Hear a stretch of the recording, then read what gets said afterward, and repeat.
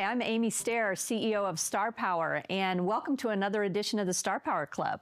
We have with us today a very exciting guest, Lori Harity from Pagosa Springs, Colorado. Beautiful country, beautiful human. So happy you said yes to being interviewed, Lori. Thank you. Thank you, Amy. I am thrilled and honored. I'm honored to be a Star Power star and just to be in your presence. Oh, you're so kind.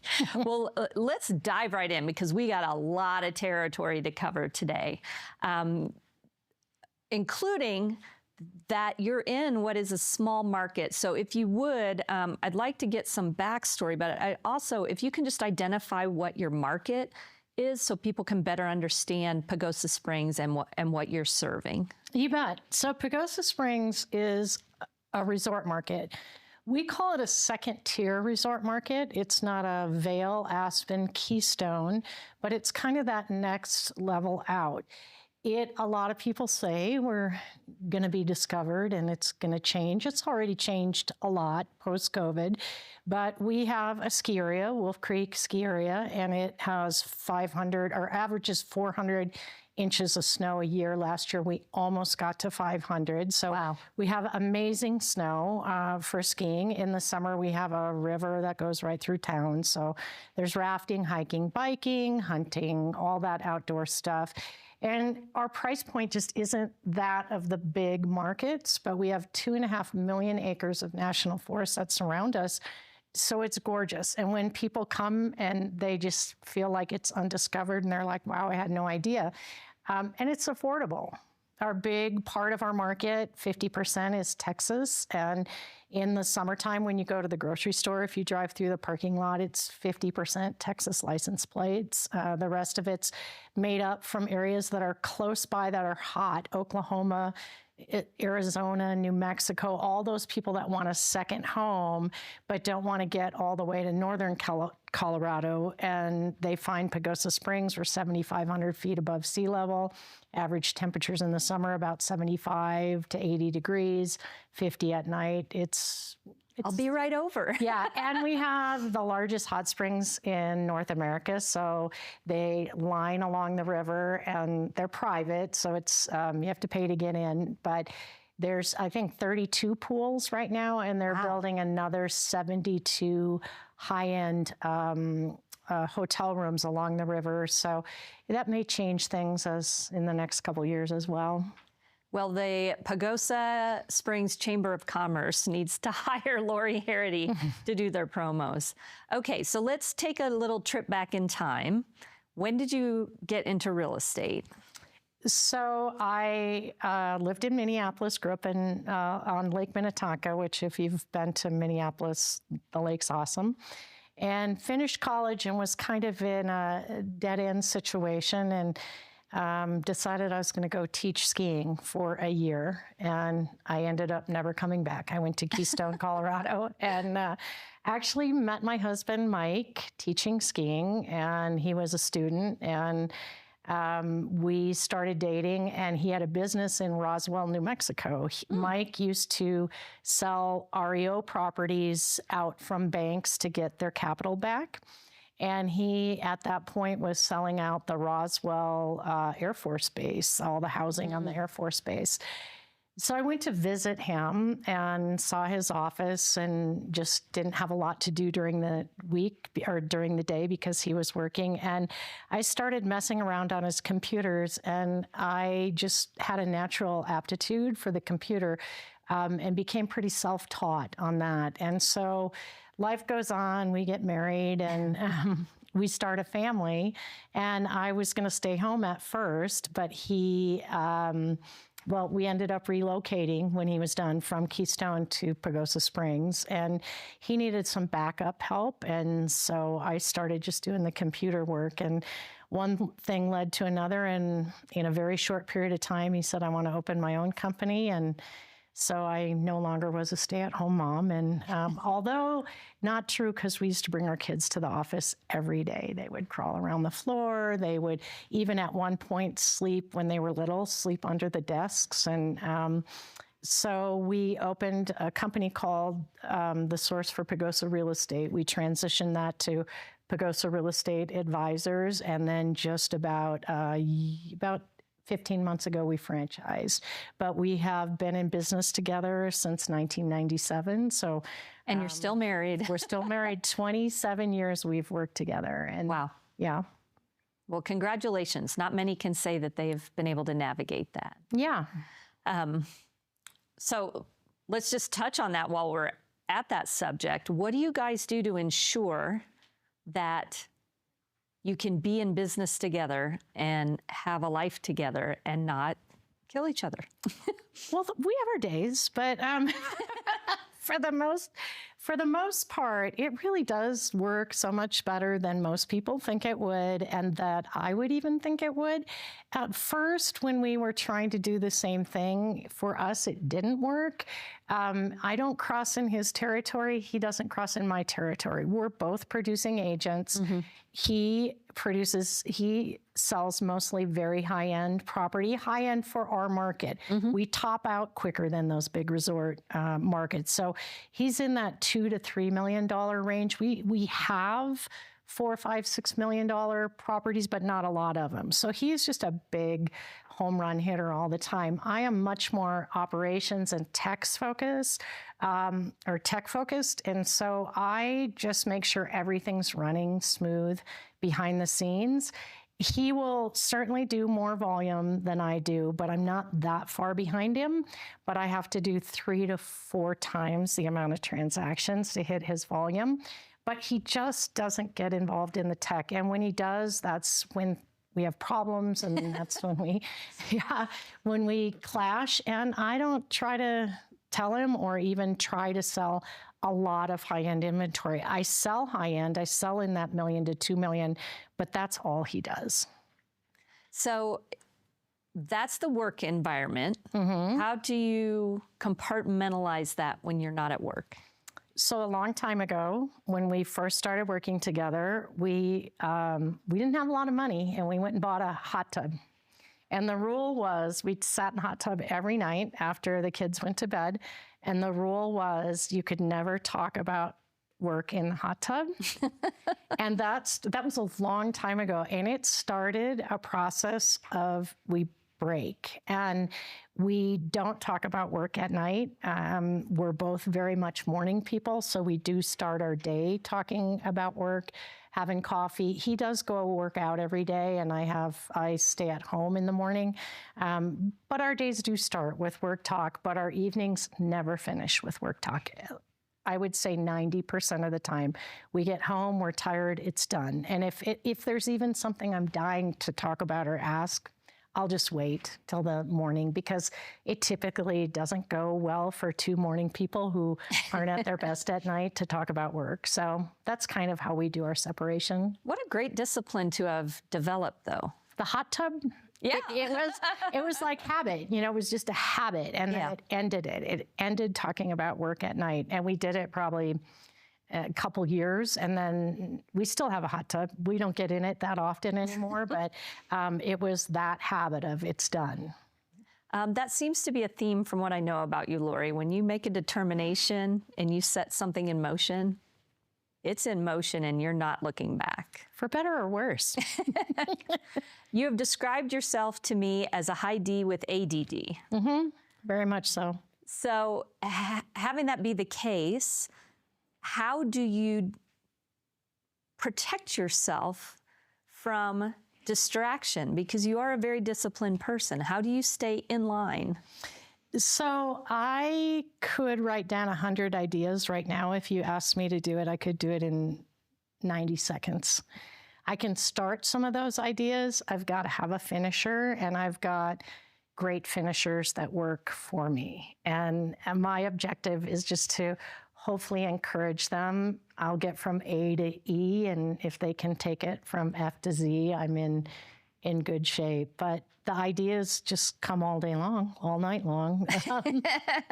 And I use a notebook. I write constantly, and I just write all my ideas down. And then I do go by, and I think I learned it from a Star Power person, is the GAP idea of gratitude, accomplishments, and priorities. And every morning and every night, it's gratitude first. And then I look at what did I accomplish? And I've got to have some check marks in the accomplishment box to just feel good about myself. And then what are my priorities? And the 100 things on my list can't be my priorities. So I'll look at that and I'll go, it's these 3. And I'm going to do these 3 until they get done. I might be the person finishing them. Somebody else might. That's good to have that distinction. And I'm so happy to hear you're doing your gap. Yeah. It makes me smile. Let's talk about the evolution of the team. So when you and Mike went into business together, you already had some established support, but you guys have been through some very diverse iterations of what a team looks like over the years. We have. We went out on our own with a handful of people, maybe 6 at the time, I would say, and we built this small little team. And way back, I don't even know how I ever learned about Star Power, but I have been involved for a long time. And teams weren't real popular back then. They were just sort of getting going. They were popular in Star Power, but not in the real world of real estate. And we ended up at a conference, and I learned right away that a team was what was going to make us successful, because I was in a room full of successful team leaders. And it became a priority and a goal early on. So we did really well in our market, and we were pretty dominant, I would say, in the early 2000s. And then a company came to town that had a lot of daddy's money. And when the market turned and our income went down, they could still spend. And they took a big chunk of our market share away from us. And we thought the way to resolve that would be to add more agents, that we could get that market share back. So we grew our team. At one time, we probably had 15, probably 2/3 agents and 1/3 staff support.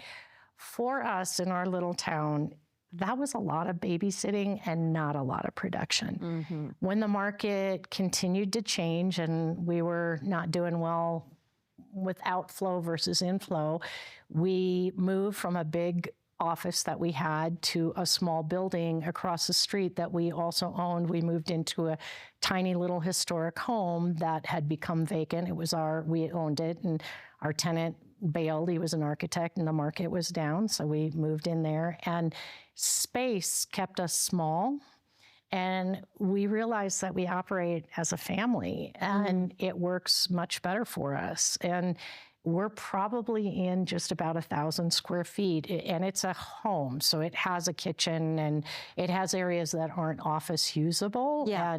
But we really like it. And we could use maybe a couple more producers, but we're really happy with a smaller sized office. In a small town, it works much better for us.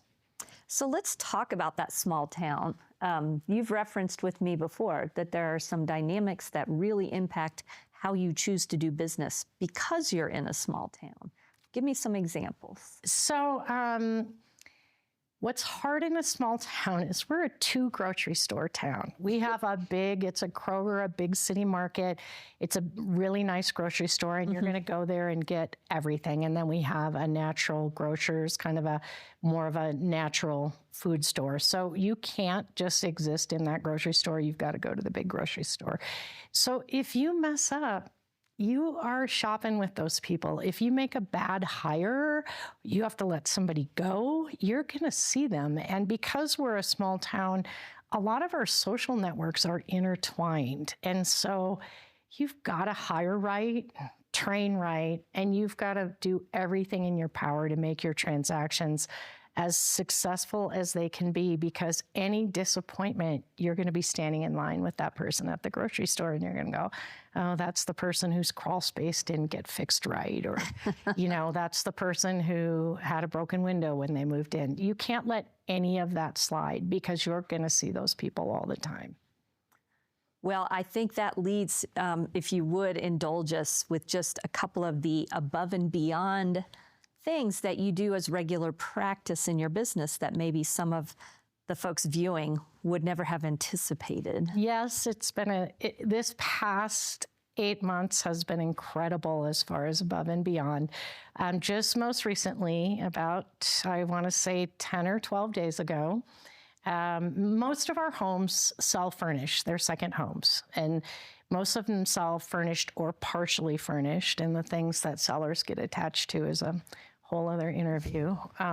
But you have partially furnished homes are tougher because the MLS pictures show a fully furnished home and you've got just this group of furniture. So I had sold a house, nice home, $1.7 million. And there was a handful of things, some tables, a few things in the living room, and a master bedroom set. And I went to the walkthrough and I checked everything on the contract that was there, and it just didn't dawn on me that there wasn't a mattress on the bed. I just didn't think about it. I didn't see it. So my buyers show up with their moving truck, and they're doing their first time to see their home after they've closed. Many times people have closed before they get there with their things. And they text me. I'm coming out of an appointment. It is 5:45. They text me, there's no mattress on the bed. What are we going to do?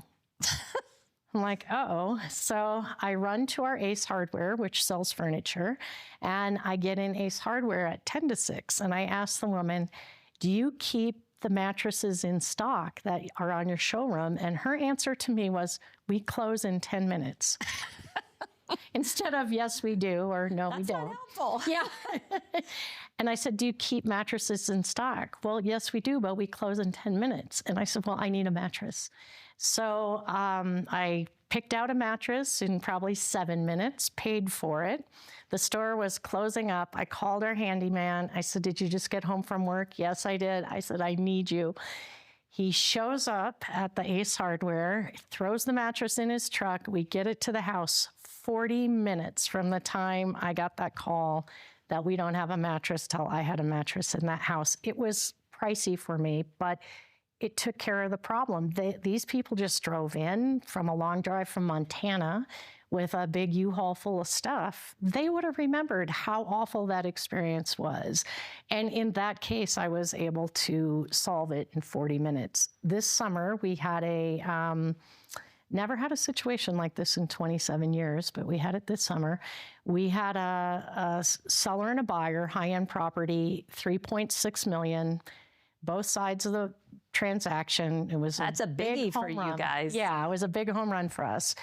The buyer wrote a check for $120,000 for the furniture outside of closing. Oh, wow. We went to go through the walkthrough, and the seller, there were 3 of us that went to the walkthrough. It was a big property, and we had a lot to check. And the seller wouldn't let us in.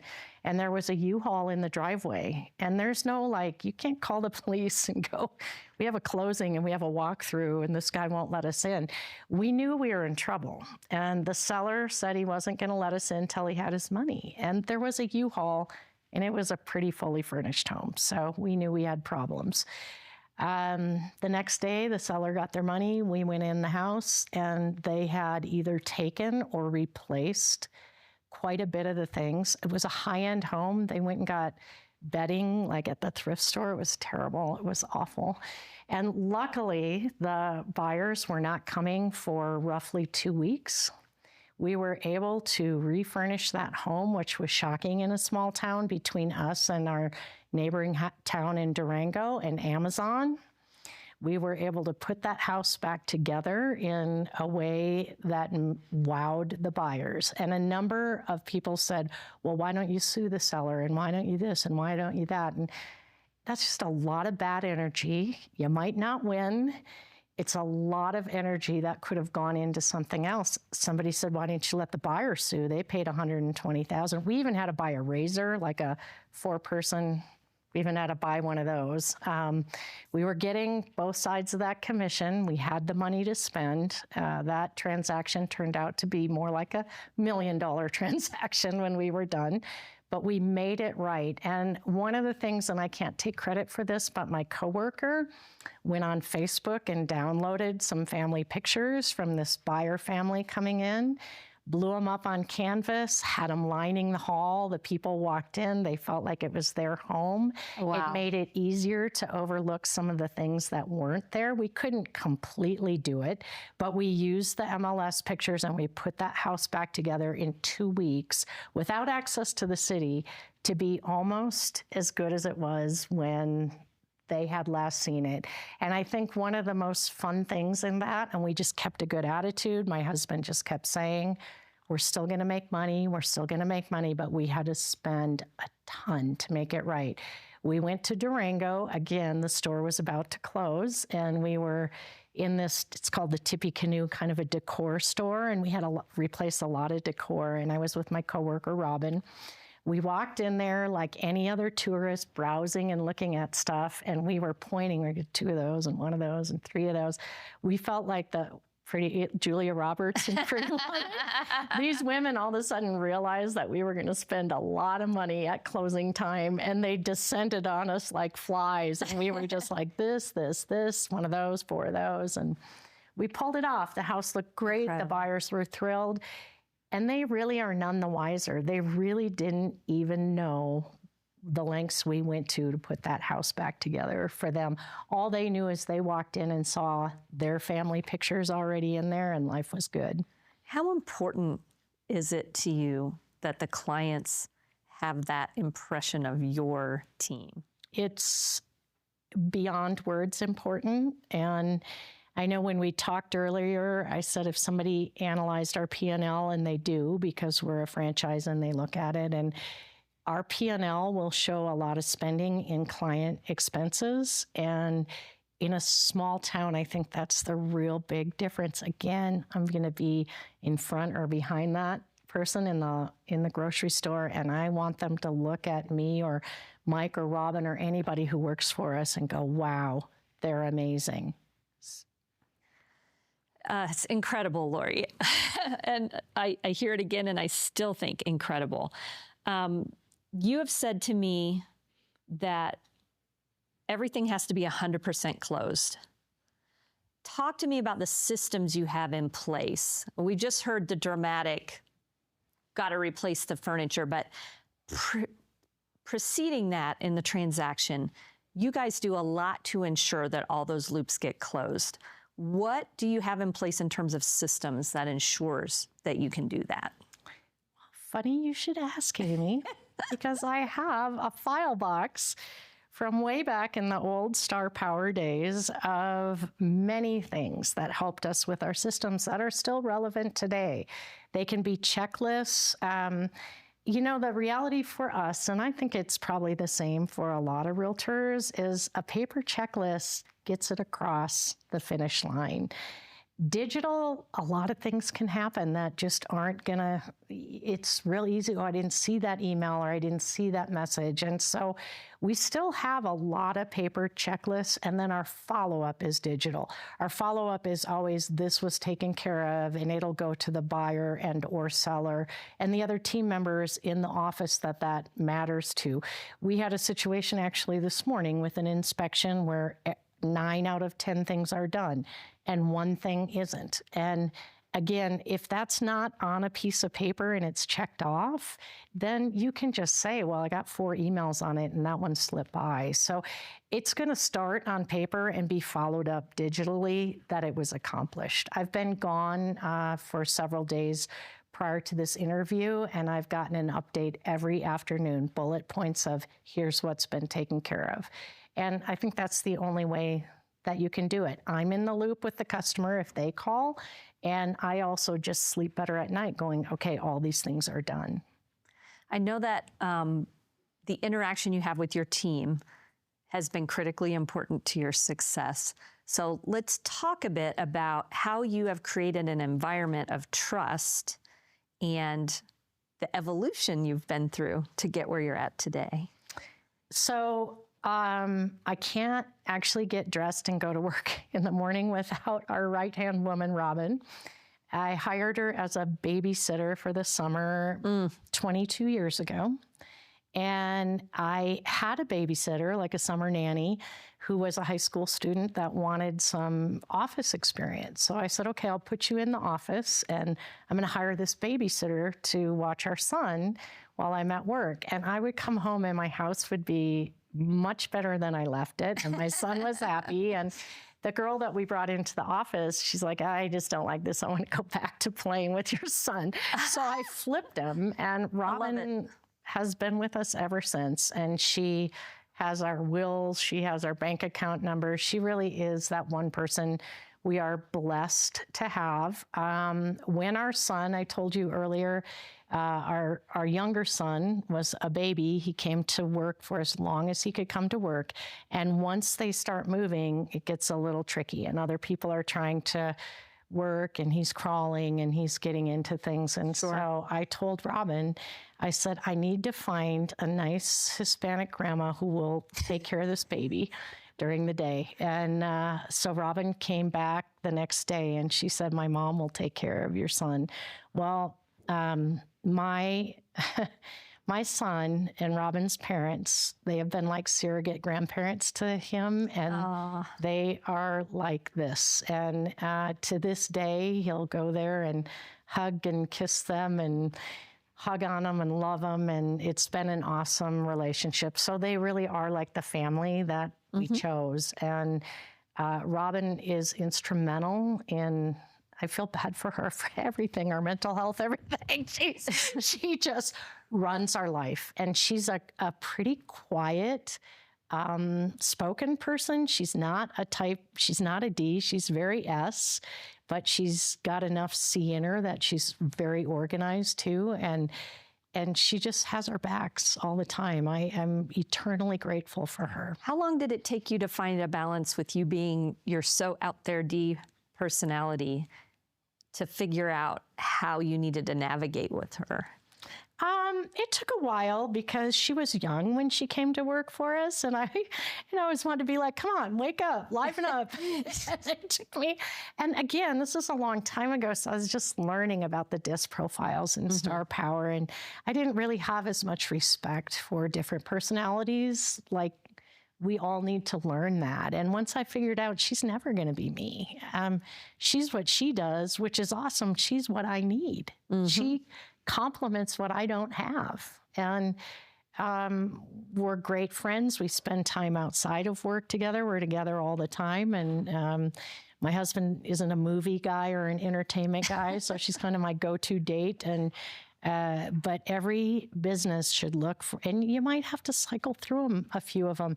We were fortunate. We hit it early on, but you need that fallback person because life happens and things happen, and you need to know that somebody's there keeping the ship. And is she licensed? She is not licensed. We would like her to be, but she has test anxiety, and she's very smart. But the thought of taking a test makes her really anxious. And there's benefits to not having her licensed. I'd love for her to be licensed.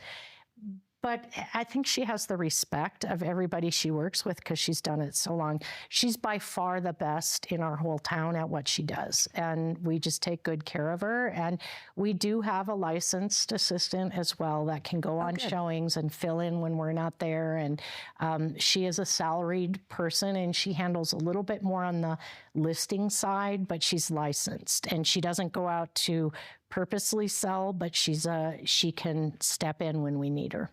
That's great. Yeah. The systems are also supported by technology. And you mentioned before you're the techie person on the team. So what are some of the tools that you're using that you think are super beneficial to your operation? So a simple tool, but I color code my calendar very religiously. So all my appointments that are non-negotiable are red. Things that can be moved around are blue. Closings are green. for money. And then I keep my to-do list kind of broken up in chunks. And that's always in yellow on my calendar. That's really important to me. So I can pull it up and look at it and go, okay, where do I have windows of time I can put in? We're Sisu users, which Sisu is a great software for tracking your numbers, you know, how much potential revenue is in your database, how many year to date each agent. It breaks everything down.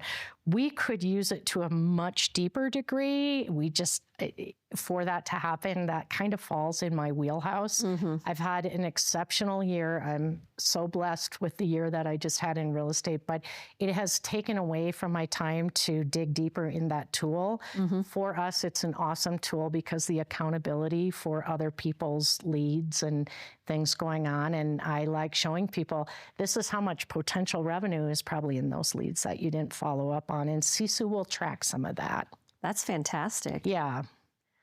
What other tools are you using? So we are top producer users for contract management. That runs Robin's whole side of things. We've tried some other contract management specific tools. Two things have happened. One is her personality type isn't really super excited about change, but also it works. And so why mess with it? If it's not broken. Yeah. And so we also have a huge database in there. Our town is 15,000 year-round residents. It swells to about 24,000 in the summer because we have a big second home market. I actually checked numbers today. We have 18,000 people in our database. So that's a huge database. The database is bigger than the population of the town. So that is really hard to ever really, I'm not going to export that to something else. It's hard to get out of, but it works for transaction management. The new leads are followed by Lofty because that's what our franchise uses. And I'm happy with Lofty for lead management. It works well. Yeah, it's a lot of software, but I like that. I got probably 5 other softwares I'm paying for I haven't even used. But would you say you're a silent I'm a silent investor in many software companies. Things that if I had all day, I would play with that all day. That's what my love is, but it doesn't make money for me to figure out software. So, but I do really like it.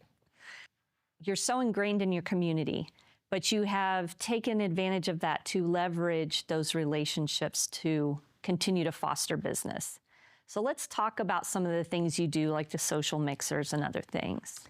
So for many, many years, we've been big client party people for most of the history of our company. We are a Main Street location, and we have a typical Norman Rockwell, beautiful, fun 4th of July parade. The town is packed shoulder to shoulder, and we're on Main Street. So we did 18 years of 4th of July parties, and they started kind of medium size, and now I told you our office is small.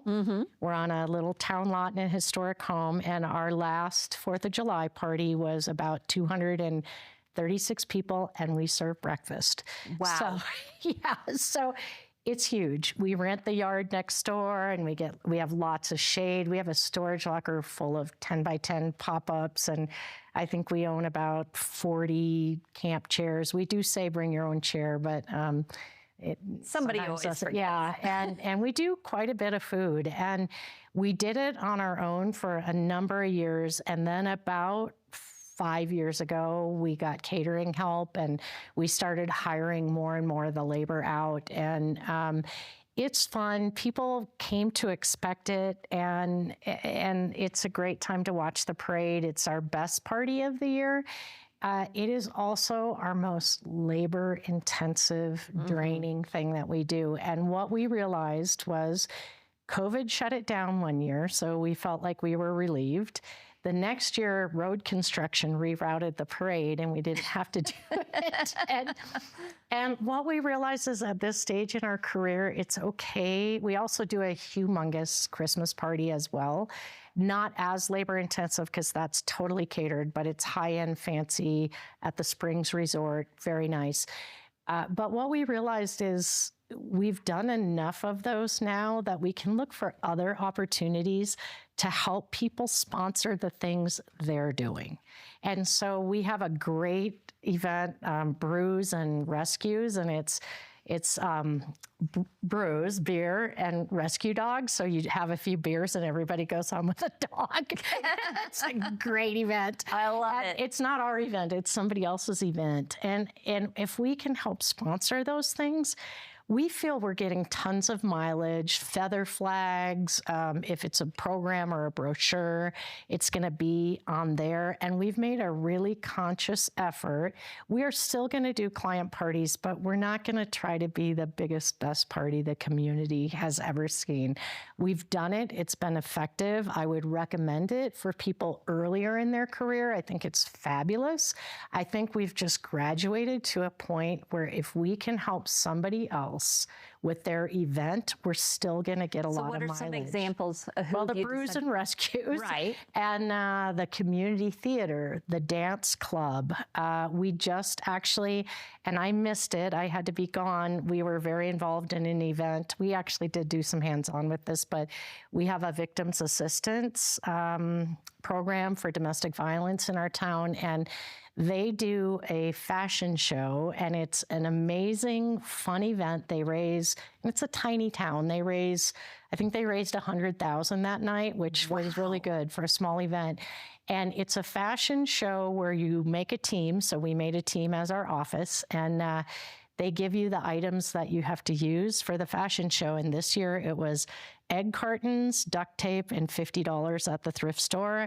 And you can't use your own stuff. You got to figure out how to make a fashionable outfit to walk the runway in that outfit. And we knocked it out of the park. And our outfit was amazing. And We'll get a picture of that for you guys well, and put it in the unfortunately, newsletter. something came up and I had to go out of town and I missed the actual event, but I got pictures all night long of it. And so that was something like we contributed to and we sponsored. And yes, we participated in that, but we could have also sponsored it without participating. And we're going to look at 2025 as our opportunity for sponsorship because it's a little town. Everybody goes to all those events. And if our name is on there, and the high school theater and the community theater, we have really good theater in our town.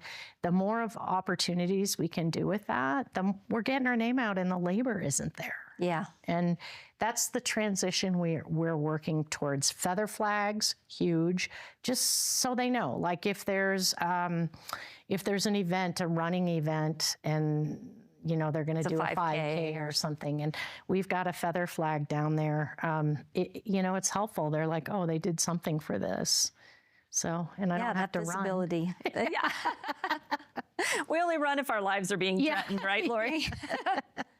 Okay, let's talk about this shift from, this is so fascinating to me. I hope you guys find it fascinating too.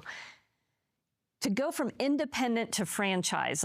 People leave franchises to go open their own shop. You guys went in the opposite direction. So walk us through some of the thought processes and what ultimately helped you decide where you ended up. So that's a great question, and it was a hard journey. In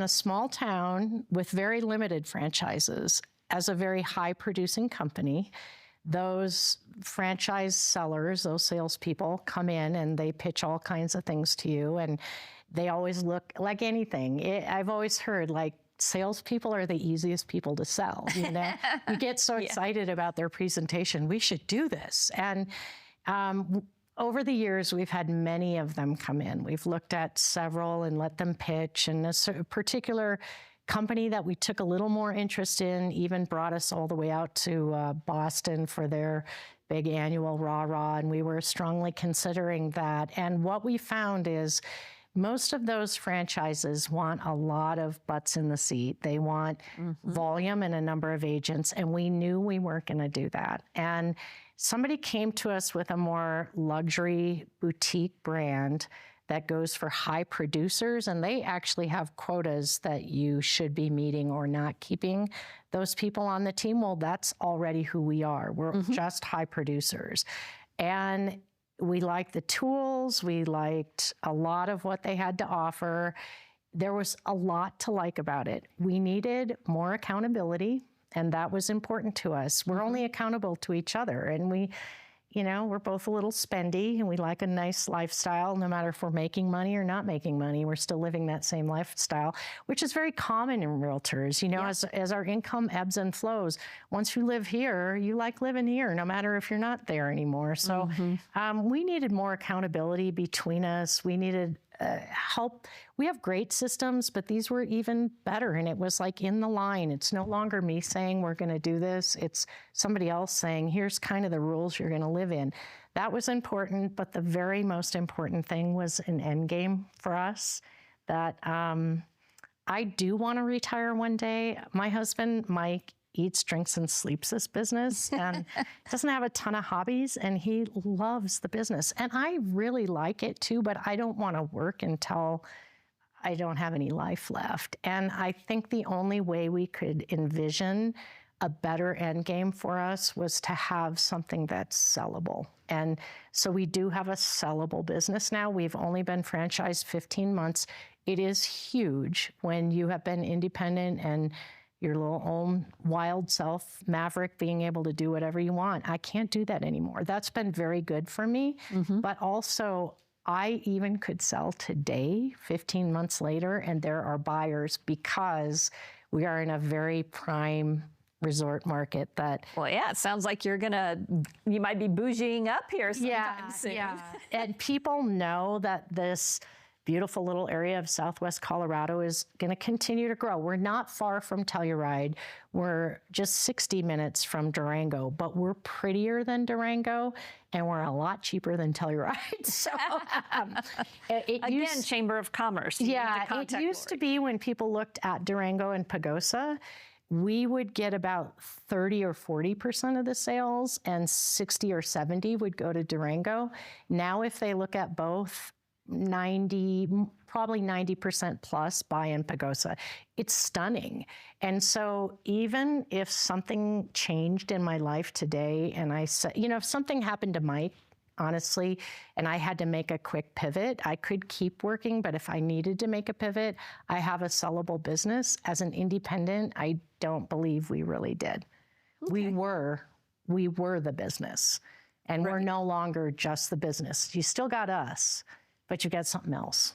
That makes sense. Yeah. And we brought in my brother, who's a serial entrepreneur, very successful, did multiple counseling sessions with us. We sat down with our attorney. He said, my job is to talk you out of this, bear this in mind. And even after all that, we went, no, this is right for our future.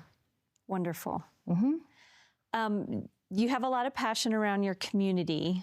I also know that family is very important to you. So let's talk about, if you don't mind, a little bit of history that you've been through that's given you perspective in your business.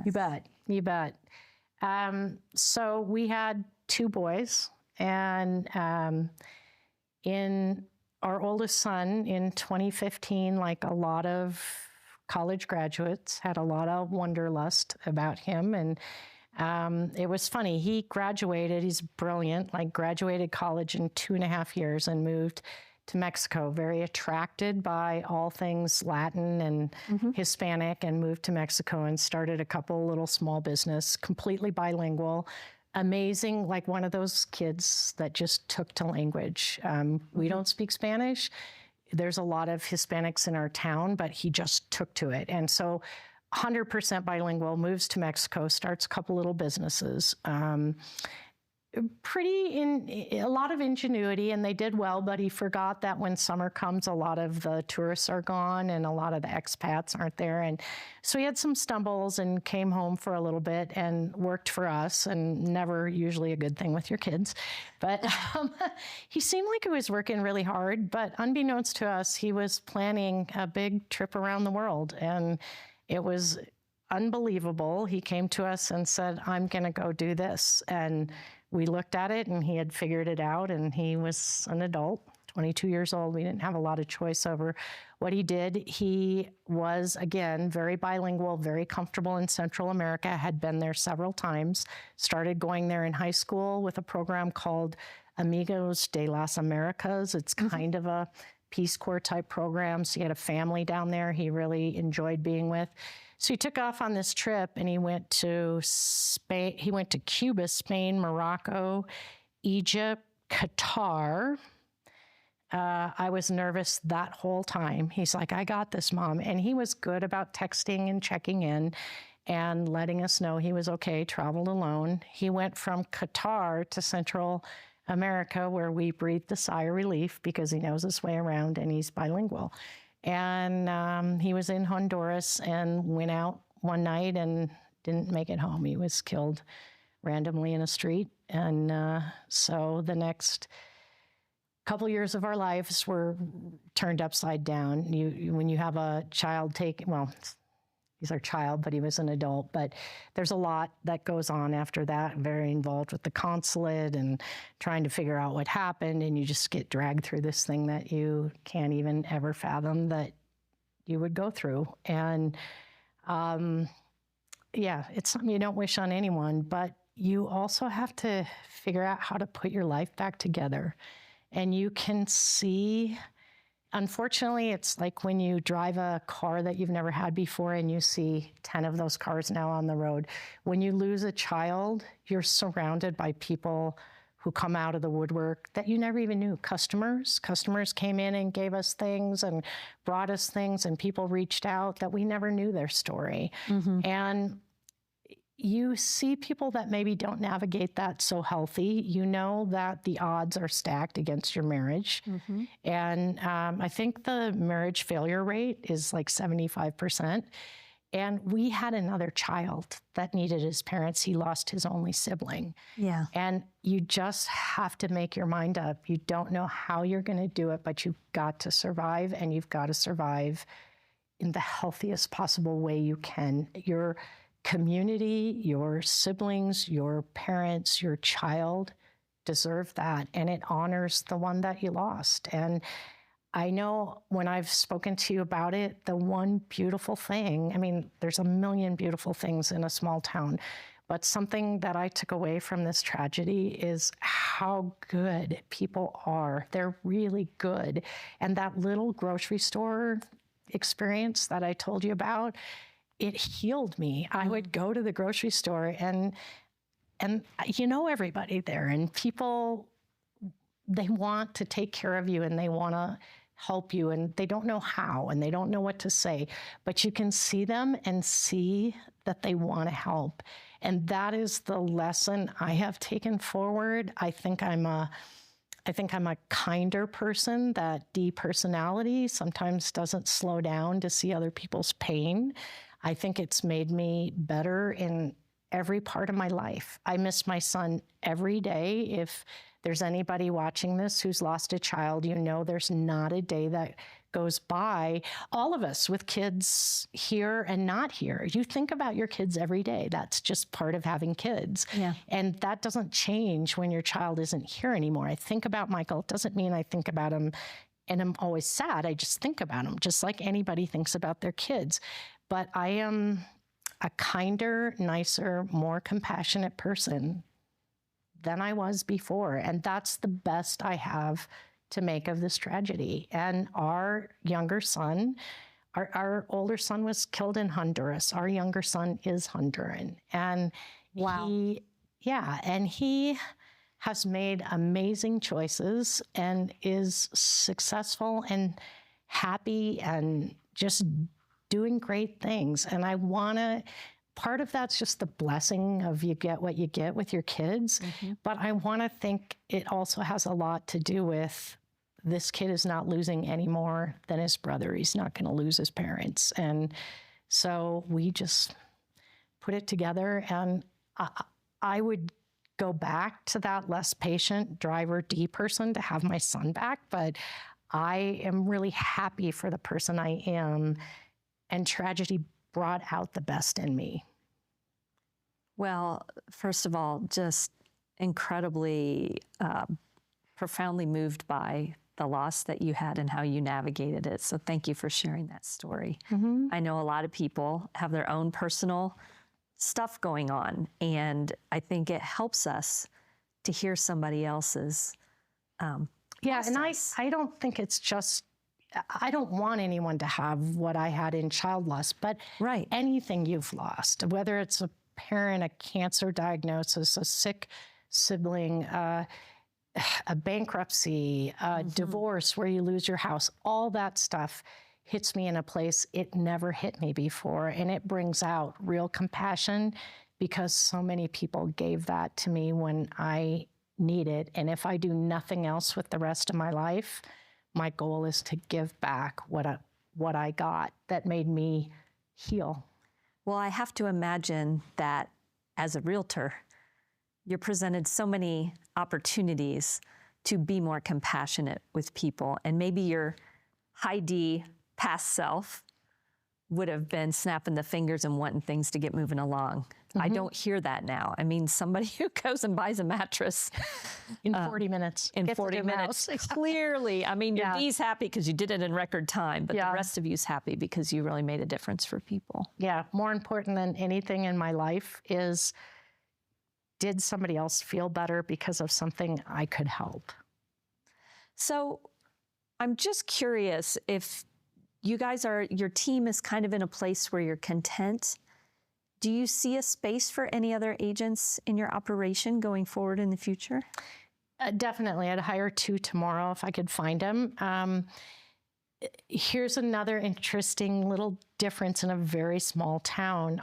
We're very limited in our selection. And if you I look at numbers a lot and I look at production a lot, and I'm a big leaderboard looker. That's really not a good thing to do, but that's my competitive nature. And if you take that leaderboard, you're only going to want A's and B's. You don't have time. I don't have time at this stage of my career to deal with a C player.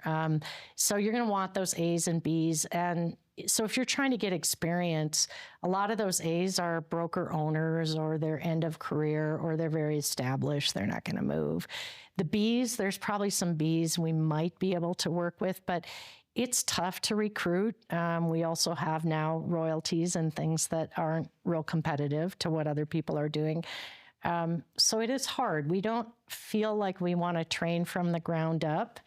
But the B players, there's probably only 3 we can look at. So it's a tricky situation. But yes, we want a couple more people because I would like to replace my production so that I can move into more operations. And so we're going to have to bring in a few more players to make that happen.